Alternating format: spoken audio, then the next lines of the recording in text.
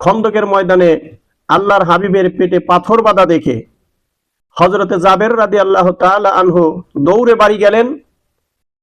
তার স্ত্রীকে বললেন, আল্লাহর হাবিব 3 দিন যাবত না খেয়ে আছে। হযরতে জাবের রাদিয়াল্লাহু তাআলা আনহুর স্ত্রী কিছু বকরির গোশত এবং সামান্য কিছু রুটি তৈরি করে আল্লাহর হাবিবের জন্য পাঠিয়ে দিলেন এবং বলে দিলেন, হে জাবের, তুমি আল্লাহর রাসূলকে চুপে চুপে এই খাবারটি খাইয়ে আসো। হযরতে জাবের রাদিয়াল্লাহু তাআলা আল্লাহর হাবিবের তাঁবুর মধ্যে ঢুকলেন।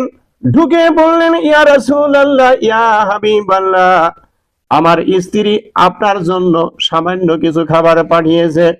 আল্লাহর হাবিব মুস্কি হেসে তাঁবু থেকে বের হয়ে ঘোষণা করলেন, হে সাহাবীরা, তোমরা শোনো, হযরতে জাবেরের স্ত্রী আমার জন্য এবং তোমাদের জন্য খাবার পাঠিয়েছে। তোমরা সবাই হাত ধুয়ে তাড়াতাড়ি লাইনের পর লাইনে বসে যাও, তোমরা এখন খাবে।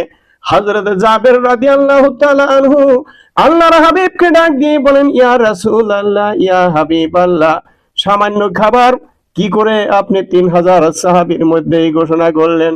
আল্লাহর হাবিব বলেন, জাবের, আমারই মতো 3000 সাহাবী জমিনে দিন কায়েমের উদ্দেশ্যে দিনের কাজে লেগে আছে।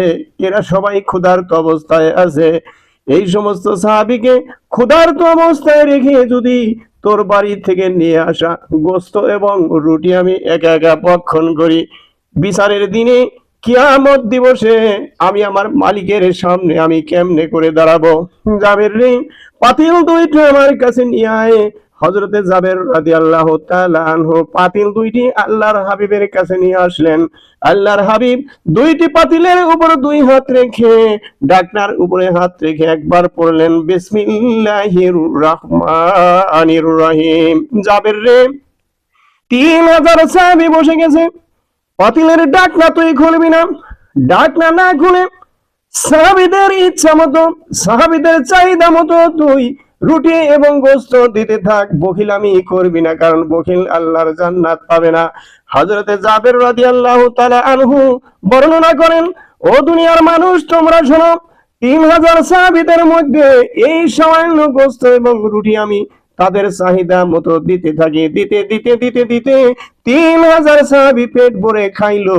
খাওয়ার পরে আমি পাতিলের দিকে নজর করে দেখি, পূর্বে যতটুকু খাদ্য ছিল ততটুকু খাদ্য তখনও পাতিলের মধ্যে রয়ে গেছে।